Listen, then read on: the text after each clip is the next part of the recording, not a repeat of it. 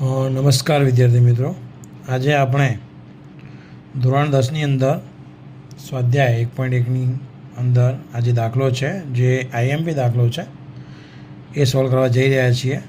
દાખલાની રકમ છે ગુસા 306 અને 657 બરાબર 9 હોય તો એનો લસા 306 657 શોધો. હવે તમને ખ્યાલ હશે એક સૂત્ર છે કે લસા a, b ગુણ્યા ગુસા a, b બરાબર a ગુણ્યા b બરાબર. આ સૂત્રનો ઉપયોગ કરી અને આપણે લસા શોધવાનો છે. અહીંયા તમને દેખાઈ રહ્યું છે કે a બરાબર 306 છે જ્યારે b બરાબર 657 છે બરાબર.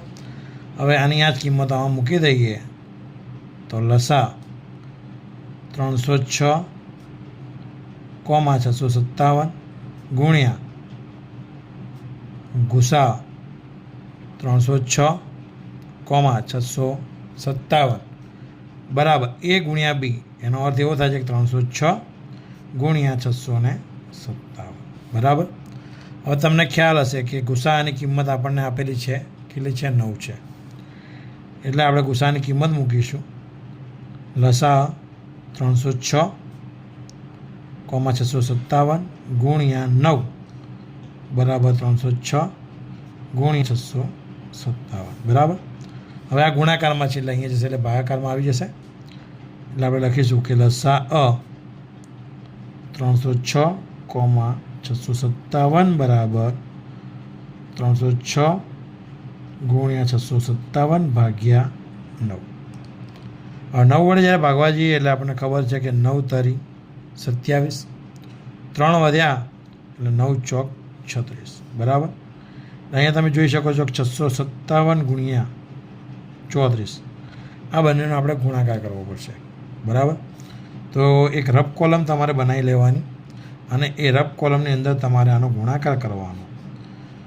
3 સીતા 21, 2 3 5 15 ને 17 દી પડી 1 3 6 18 ને 1 19 વત્તા 4 સીતા 28, 2 4 25 ને 2 22, 2 4 6 24 ને 2 26 8 2 ને 1 3 7 9 2 11 ને 1 12 દી પડી 1.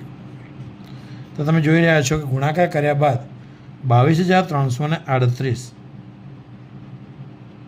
બરાબર શું આવ્યું? તો એ આપણો જવાબ આવ્યો કે લસા 306, 657 એનો લસા તમને મળ્યો 22,658. તો આ જ પ્રમાણે આપણે બીજા દાખલા ગણીશું જે ધોરણ 10ની અંદર આપણે બહુ જ ઉપયોગી થશે બરાબર. તો આજે આપણે આટલા સુધી રાખીએ છીએ. તો આપનો આભાર.